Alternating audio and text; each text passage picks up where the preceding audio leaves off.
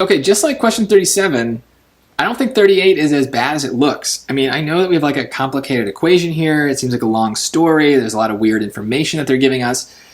But just kind of look at what you have. We have an equation. What do we do in almost every case when we have an equation? We look for some point to plug in so that we can use our plug points into equation strategy. It's my favorite strategy because it doesn't really require much thinking and it's really effective. If we have an equation, we'd really love some points to plug in. And they tell us that T is the number of minutes after it's injected. P is the value of the micrograms per milliliter. And look, I mean, that's the chart. T, P, right? Like, plug a point in.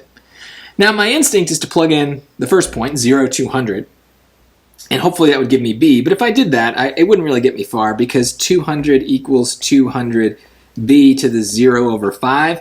Well, B to the 0 is 1. So it makes the B disappear, so that doesn't help us. Oh well.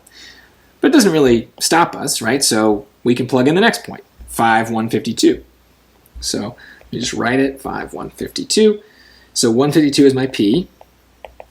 200, we don't know B, but that's 5 over 5 is the exponents. That's really nice because that means 152 is equal to 200 B to the first.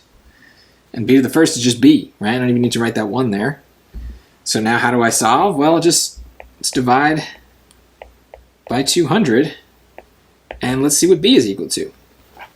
So 152 divided by 200 is 0.76. And what do they want? They want the value of B rounded to the nearest tenth. Well, if I rounded that, that would be B is 0.8. That's the answer. So, I don't know, just worked out. If I chose another point, I'd get a slightly different decimal to start, but it would round the same way because that's the whole point of this, is it's a constant. I don't know, I think that's pretty easy considering it's the last question in the section. And even if we were running out of time, with the calculator, you're literally just like putting a number in and dividing two numbers. Like, it's really simple. The math is really easy here. The problem, of course, is people get intimidated and they don't try anything. But if you can train your brain to know when to use the plug points into equation strategy, a lot of hard questions are just going to instantly become so much easier because you're not really thinking. You just have an equation.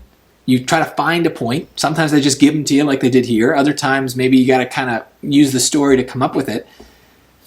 But you just plug it in and let the calculator do the work, and there's your answer. I don't know. I think that's a very powerful tool, and I don't think people use it often enough. They treat each question like it's its own individual puzzle.